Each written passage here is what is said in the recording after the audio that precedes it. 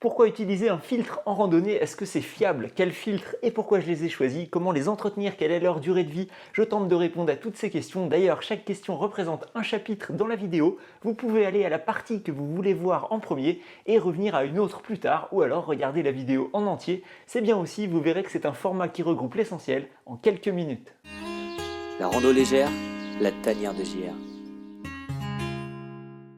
Même si vous trouvez une source d'eau claire dans la nature, ça ne veut pas dire que c'est sans danger. Bien sûr, certains ont un organisme plus solide et résistant et ne seront pas malades, alors que d'autres pourront avoir une bonne diarrhée le reste de leur rando. Les filtres permettent de boire l'eau d'un lac, d'une rivière ou d'autres sources naturelles avec un risque de tomber malade qui est extrêmement faible. Avec un filtre, j'ai déjà bu de l'eau d'un tout petit ruisseau au milieu de centaines de moutons et de leur déjection sans aucun souci. D'ailleurs, ça me permet d'adapter la quantité d'eau que je transporte si je sais qu'il y a des sources qui coulent régulièrement sur mon parcours, même si c'est juste un filet d'eau. Alors, est-ce que c'est fiable? Donc les filtres comme le Sawyer Micro Squeeze, comme le Sawyer Squeeze et le Katadyn Be-Free filtrent 99,99% des bactéries et des protozoaires, comme par exemple le Giardia qui provoque une bonne infection intestinale.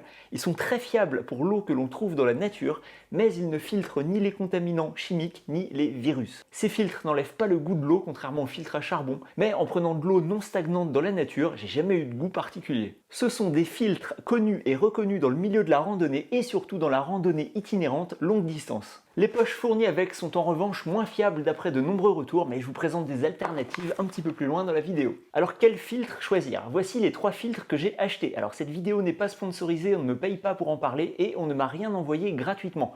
Je vous mets les liens dans la description de la vidéo juste en dessous. Ce sont des liens affiliés, quand vous achetez vous payez le même prix et je touche une petite commission versée par le site qui m'aide pour faire vivre la chaîne. C'est totalement transparent pour vous, vous êtes libre de le faire et un grand merci si c'est le cas.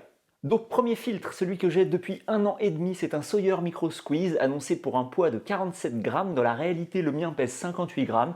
Il a toujours été un peu plus lourd que d'autres Micro Squeeze, je ne sais pas pourquoi.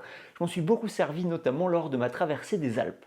Le deuxième, c'est un Sawyer Squeeze annoncé à 75 grammes, le mien pèse 74 grammes, je l'ai acheté récemment, principalement parce que je pensais que mon Micro Squeeze était hors service, j'en parle dans cette vidéo ici. Je n'ai pas encore eu l'occasion de vraiment m'en servir. Et enfin le filtre Katadyn Be-Free, j'en ai tellement entendu parler que j'ai voulu le tester, surtout que son utilisation est différente, vous allez voir. Il est vendu avec sa gourde souple de 1 litre ou 0,6 litres. C'est cette dernière version que j'ai, elle pèse 60 grammes. On le trouve aussi vendu seul sous la référence Easy Clean. Il pèse alors 35 grammes et c'est bien le poids que j'ai vérifié pour le mien. Ça fait quelques sorties que je l'utilise. Alors, quel filtre choisir? Dans tous les cas, dites-vous que le débit va diminuer plus ou moins rapidement avec les utilisations. Mais la bonne nouvelle, c'est qu'on peut restaurer le débit plus ou moins facilement, j'en parle un petit peu plus loin. Les expériences des utilisateurs sont variées, mais on peut dégager une tendance sur le débit, notamment grâce à une super étude complète réalisée par un étudiant dans le cadre d'un devoir universitaire. Je vous mets le lien vers le PDF dans la description. D'après son étude, il en ressort que le Be-Free est 25% plus rapide que le Sawyer Squeeze pour filtrer l'eau. Le Micro Squeeze, quant à lui, est un peu plus lent que le Squeeze. Voilà, donc vous avez le tiercé dans l'ordre. Le plus rapide, c'est le Be-Free, suivi du Squeeze et du Micro Squeeze. Et puis si vous vous posez la question du Sawyer Mini, eh ben, il est réputé pour être encore plus lent. Ensuite, il y a des différences à l'usage. Pour utiliser un filtre Sawyer, on doit visser une bouteille compatible, comme les bouteilles de soda ou certaines bouteilles d'eau. D'ailleurs, si vous connaissez des références, partagez-les en commentaire. Ou bien une poche à eau. Celles fournies avec sont réputées pour être peu fiables, mais il paraît que Sawyer a changé les poches ces derniers mois. Et effectivement, j'ai commandé le Squeeze récemment et j'ai eu des poches plus rigides et plus lourdes que celles que j'avais eues il y a 1 an et demi. Vous pouvez aussi connecter votre Squeeze sur une poche d'hydratation avec tuyau à l'aide des adaptateurs fournis. Et bien sûr, vous pouvez utiliser des poches style Platypus ou Knock. Donc dans cette bouteille ou poche à eau, vous allez mettre l'eau que vous souhaitez traiter. Vous pouvez boire directement de l'autre côté du filtre, il y a un embout prévu pour, ou alors vous vissez une autre bouteille avec une bague de couplage par exemple. Elle est fournie avec le Micro Squeeze, mais bizarrement pas avec le Squeeze, pour faire passer l'eau d'une poche à une autre. Vous pouvez appuyer sur la poche qui contient l'eau à traiter, vous pouvez aspirer, ou alors vous pouvez laisser faire la gravité. Pour le Be-Free, comme il est vendu sous forme de gourde, l'usage est différent. Vous remplissez la flasque et vous buvez directement. C'est rapide, c'est facile et pour le moment quand je bois, je ne vois pas de différence de débit avec une simple flasque sans filtre. Le diamètre du filtre est plus large, 42 mm, donc il faut une gourde compatible si vous souhaitez en utiliser d'autres que celle fournie, qui est réputée elle aussi fragile. Et ouais, ça vous dépaysera pas avec les Sawyer. Vous trouverez plein d'autres alternatives, de la flasque à la poche de 3 litres qui vous permettra de filtrer beaucoup d'eau au bivouac par exemple, je vous marque les références en description de la vidéo. Alors quel filtre a ma préférence, Sawyer ou BeFree? Tout dépend de mon utilisation qui pourra d'ailleurs être différente de vos besoins et de vos habitudes. Ce que je vais vous dire n'est donc pas une vérité universelle, c'est simplement ce qui me convient. Quand je randonne et que j'ai besoin de boire, je prends l'eau où je la trouve, parfois un filet d'eau comme ici lors de mon dernier bivouac, et dans ce cas je suis bien content de simplement prendre la flasque dans la bretelle de mon sac. Vous noterez qu'ici j'utilise une autre flasque car celle d'origine est trop grosse pour ma poche filet. C'est une Hydrapak, c'est le même fabricant que la flasque d'origine. Elle fait 500 ml et elle a une forme étroite qui rentre très bien dans ma poche. Donc en très peu de temps je peux remplir ma flasque, même dans des endroits où l'eau coule faiblement. J'ai juste à visser le filtre et je peux boire, c'est rapide, c'est très efficace. Il n'y a pas besoin d'enlever le sac et il n'y a pas besoin de s'arrêter longtemps. Avant d'avoir ce filtre pour le même usage, je devais donc enlever le sac à dos, remplir une poche à eau, visser le filtre, visser une autre poche à eau pour recevoir l'eau filtrée et une fois l'opération effectuée, soit boire dans cette poche d'eau filtrée, soit m'en servir pour remplir une flasque qui va ensuite sur ma bretelle. Et franchement, pour avoir fait ça régulièrement, notamment lors de ma traversée des Alpes, c'est beaucoup plus contraignant que le BeFree et je trouve que c'est pas pratique de boire directement depuis le micro squeeze. Mais quand je suis au bivouac et que j'ai besoin de filtrer 2 litres d'eau par exemple pour cuisiner et repartir avec le plein d'eau le lendemain matin, je préfère utiliser le Sawyer. En effet, avec le BeFree, je devrais effectuer plus de manipulations pour filtrer 2 litres avec une flasque qui en contient seulement 0,5. Et au bivouac, je peux suspendre ma poche knock, installer la tente, pendant ce temps ça filtre tout seul par gravité.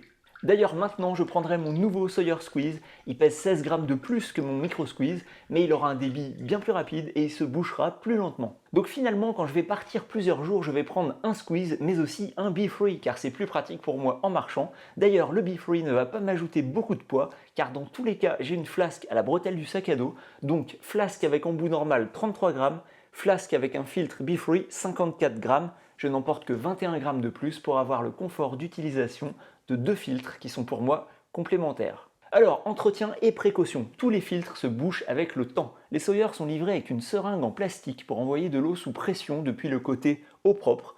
Ça permet de faire ressortir pas mal de saleté. Le problème c'est qu'il faut le faire relativement régulièrement, surtout si vous filtrez de l'eau avec beaucoup de sédiments en suspension. J'ai déjà testé le lac glaciaire, c'est l'horreur, vous bouchez le filtre en une fois. Sur ma traversée des Alpes, j'avais pris la seringue pour lui redonner régulièrement du débit. Sur le squeeze, normalement, vous avez moins besoin de le faire. Vous pouvez utiliser la bague de couplage pour mettre une bouteille à la place de la seringue et appuyer très fort dessus, mais je trouve quand même que c'est un petit peu moins efficace que la seringue. Pour le BeFree, comme les fibres ne sont pas cachées dans une coque fermée, il suffit de le secouer, de le tremper dans l'eau, même une rivière par exemple, pour enlever les débris coincés. Parfois, ces méthodes ne suffiront pas et comme le conseille Sawyer, vous devrez faire tremper le filtre dans du vinaigre. Ça, c'est super efficace. J'ai récupéré un filtre comme neuf en persévérant quand même avec cette méthode. D'ailleurs, je vous en parle dans cette vidéo. Et au niveau précaution, ça reste relativement fragile. Évitez de faire tomber votre filtre, protégez-le impérativement du gel.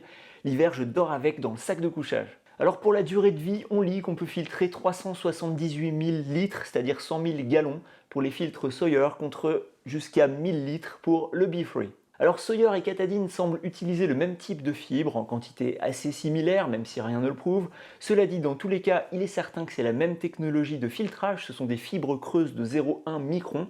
Donc on pourrait penser que certains chiffres annoncés sont peut-être exagérés. 378 000 litres, ça paraît quand même beaucoup. Ça veut dire que vous pouvez par exemple filtrer 2 litres d'eau tous les jours de l'année pendant plus de 500 ans. Bon, avec les 1000 litres annoncés pour le BeFree, vous avez quand même raisonnablement le temps de voir venir. A noter que sur la boîte de mon Sawyer Squeeze reçue récemment, il n'y a pas de mention de quantité de litres, mais une mention concernant une garantie à vie. Bon, à voir. Alors est-ce qu'il y a des alternatives? Oui, vous pouvez utiliser des pastilles de purification de l'eau. Leur inconvénient majeur c'est le temps. Avec du micro-pur forte, il faut attendre 2 heures pour éliminer le giardia par exemple. Ça ajoute en général un goût chloré et c'est un budget sur le long terme, donc si vous avez besoin de filtrer régulièrement, un vrai filtre pourra vous revenir moins cher que des pastilles selon votre utilisation et ça sera surtout beaucoup plus pratique. Par exemple pour remplir votre flasque dans un petit cours d'eau. Il y a aussi la technique de faire bouillir de l'eau, mais ça, comme les pastilles de purification, ça ne fonctionne bien que si vous avez une eau claire qui est débarrassée de ces débris et de ces sédiments. D'ailleurs, vous pouvez utiliser un filtre à café ou alors du tissu pour préfiltrer votre eau. Voilà, j'espère que cette vidéo aura été utile pour vous. Merci de l'avoir regardée et je vous dis à très bientôt pour la prochaine.